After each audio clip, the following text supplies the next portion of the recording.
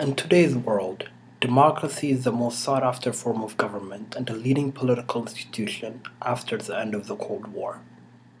An article in The Economist titled What's Gone Wrong with Democracy argues that democracy is declining both at home and abroad due to the rise of China and failure of Western democracy. I agree with the article that democracy is failing, but democracy is failing because nascent democracies are not being appreciated. Democracy is unattractive to rulers. It gives citizens power and allows them to dictate what rulers are allowed to do. Thus, democracy was formed in countries with greater resource distribution.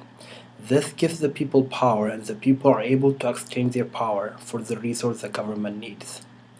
A lack of resource distribution allows the government to access resources without consent and operate without the people giving them power. In the United States, government's power was restricted after independence from England and democracy was born. However, this power exchange was only applicable to the Europeans that settled in the United States.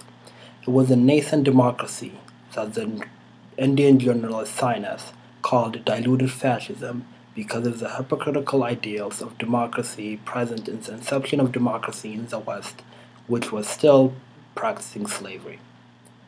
In the second half of the 20th century, the United States went through deepening of its democracy by expanding the democratic qualities of its democracy through the achievements of social movements such as civil rights movement. However, a diluted fascism phase of centuries is no longer acceptable as it was the case in the United States. It is also unrealistic to demand a democracy without a small period of diluted fascism. If we look at democracy of the United States of the 21st century, we still have racial issues the recent events in Ferguson, Missouri made visible to the world. We have also not achieved equality when it comes to income, gender, and sexual orientation. 240 years after the Declaration of Independence, we are still living under some sort of diluted fascism. Therefore, it is essential to guarantee the rights of everyone when forming a democracy. The democracy must then go through a deepening process constantly to ensure the rights of everyone are respected. Outside the countries grouped together as the West, democracy has struggled to maintain a foothold. In countries where democracy is non existent, it is difficult for democracy to emerge. The biggest challenge comes from the government that wants to keep its power.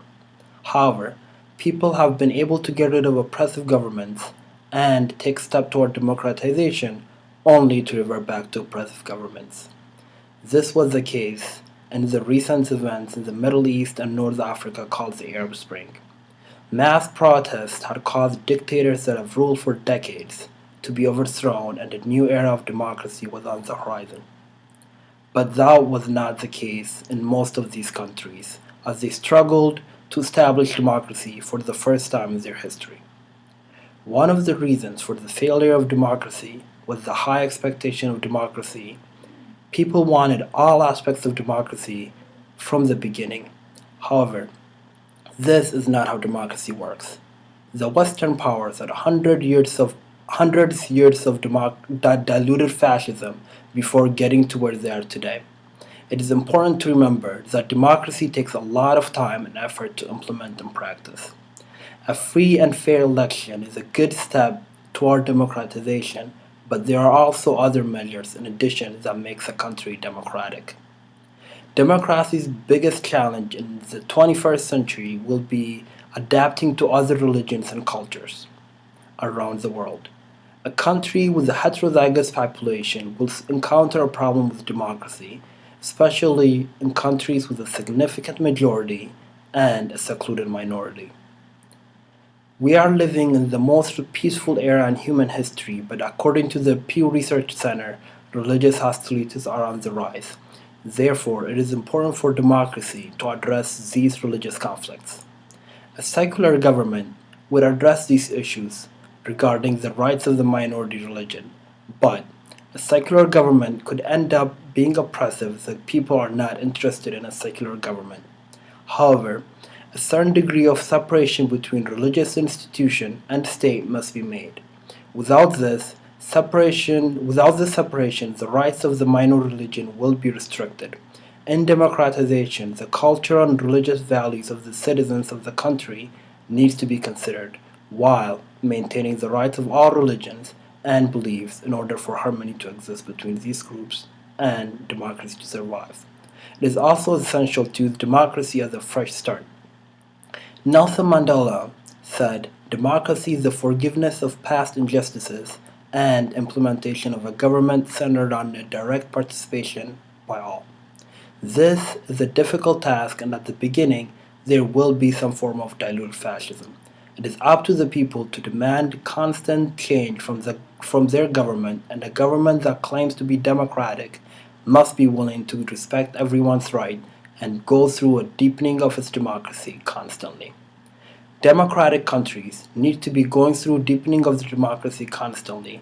The rest of the world needs to stop looking at the modern democracy of the West as role models and understand the value of nascent democracy.